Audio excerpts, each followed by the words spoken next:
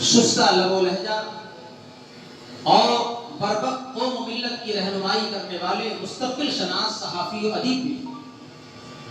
وہ ایسے ادیب اور صحافی نہ تھے کہ جو وقت کے حالات کو دیکھ کر کے جن کا قلم چلتا، بلکہ وہ ظالم کی آنکھوں میں آنکھیں ڈال کر کے قلم اٹھاتے تھے اور اپنے مضمون کا حق ادا کر دیا.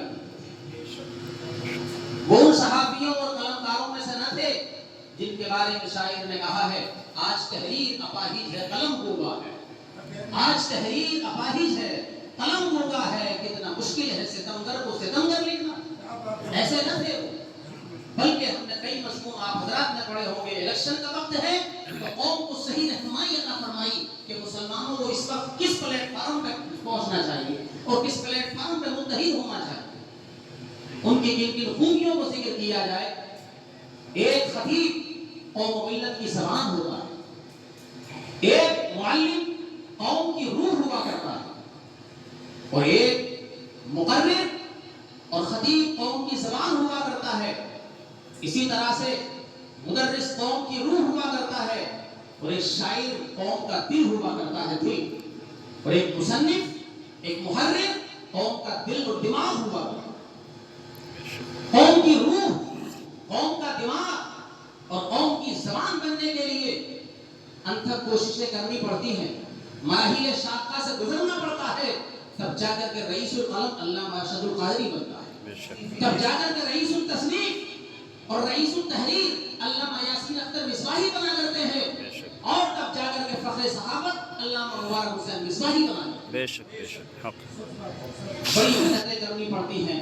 علامہ مصباحی صاحب مبارک حسین صاحب اپنے بارے میں بیان کرتے ہیں کہ جب سن 1990 میں وہ کہتے ہیں میری مسیں بھی نہیں بھیگی تھی، مسیں بھی نہیں بھیگی تھی. مجھے اس زمانے میں جامعہ اشرفیہ کے ترجمان ماہنامہ اشرفیہ کا مدیر بنایا گیا.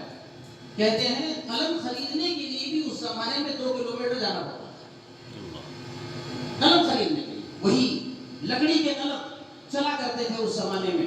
لیکن اس زمانے میں انہوں نے اتنی محنت کی کہ تقریباً 1990 سے لگا کر کے آپ لگا لیجیے تقریباً 36 سال ماہنامہ اشرفیہ کے مدیر اعلیٰ رہے گا. میں سمجھتا ہوں ماہنامہ اشرفیہ کی تاریخ میں اتنے عرصے تک کوئی بھی اس کا مدیر شاید نہیں رہا. عزیزان ملت اسلامیہ، جب آپ کے قلم کاغذ پر اور کرتاس پر جب چلتا تھا تو کبھی بر صغیر میں افتراق بین المسلمین کے اسباب وجود میں آتی تھی، کبھی شہر خاموشہ کے چراغ ماری سے وجود میں آتی تھی، اور وہی شہر خاموشہ کے مصنف جنہوں نے تقریباً 1990 سے لے کر کے 2009 تک کے علماء کرام جن میں 2 خواتین کا بھی ذکر ہے، ان کو انہوں نے اپنی کتاب کے اندر جمع کیا ہے. اور بڑی مسرت کی بات یہ ہے کہ اس کتاب کی پروف ریڈنگ بھی کس نے کرائی تھی؟ ہمارے اس مدرسے کے صدر المدرسین پرنسپل جناب مولانا ابرار احمد صاحب مصباحی، مولانا محمد علی مصباحی جو اس وقت حج پر گئے ہوئے ہیں، اور مولانا توصیف رضا مصباحی مقرر شہید. ان تینوں حضرات میں اور بھی کچھ لوگ تھے، انہوں نے شہر خاموشہ کے چراغ کی پروف ریڈنگ کرائی تھی. یہ حضرت علامہ مولانا مبارک حسین مصباحی رحمۃ اللہ تعالی علیہ کے تعلق سے مختلف اور مختصر گوشوں پر میں نے روشنی ڈالی ہے. ایک کتاب ان کی ہے 2 عظیم شخصیتیں. ہم نے اپنے بہت سے بزرگوں کو پردے غلامی میں ایسا چھوڑ دیا ہے کہ ہم کسی ایک بزرگ پر، کسی ایک شخصیت پر ہی اپنے پورے جلسوں کو کا محور بنا دیتے ہیں.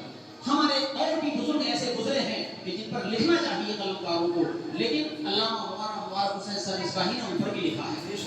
امروہہ کے رہنے والے حضرت علامہ مولانا حاجی مبین الدین صاحب امروہوی علیہ رحمۃ و رضوان ان بزرگوں میں سے، ہمارے ان علماء کرام میں سے ہیں جن کے بارے میں حضور مفتی اعظم ہند نے فرمایا تھا اگر کوئی زندہ ولی کو دیکھنا چاہے تو حاجی مبین الدین امروہوی کو دیکھے. سبحان اللہ سبحان اللہ. ان کے بارے میں بھی علامہ مبارک حسین مصباحی نے اس کتاب کے اندر لکھا ہے. اور ان کے شاگرد رشید حضرت علامہ صوفی محمد نظام الدین رحمت اللہ تعالی علیہ ان دونوں بزرگوں کے بارے میں اس کتاب کے اندر آپ نے اس کو جمع کیا ہے، اور بھی درجنوں کتابیں حضرت علامہ مولانا مبارک حسین مصباحی علیہ رحمۃ الرضوان کے قلم سے جو ہے نمودار ہوئی ہے۔ میں زیادہ کچھ نہ کہتے ہوئے بس اپنی تقریر کو اس شعر پر ختم کر رہا ہوں کہ عزیزان ملت اسلامیہ جو بھی اس دنیا میں آیا ہے اس کو جانا ہی ہے بہرحال، ہمیں لیکن یہ سوچنا چاہیے کہ ہم اس دنیا کے لیے اور اپنے آخرت کے لیے کچھ کر جائیں۔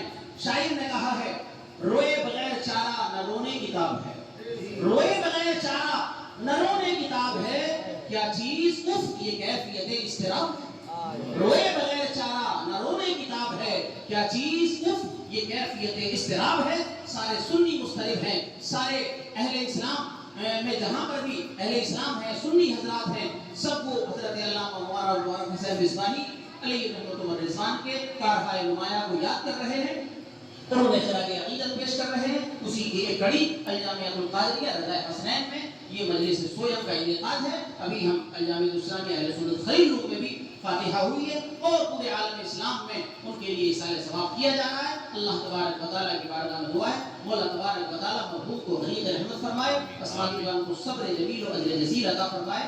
آمین و آخر دعوانا الحمدللہ رب العالمین۔ السلام علیکم و رحمۃ اللہ۔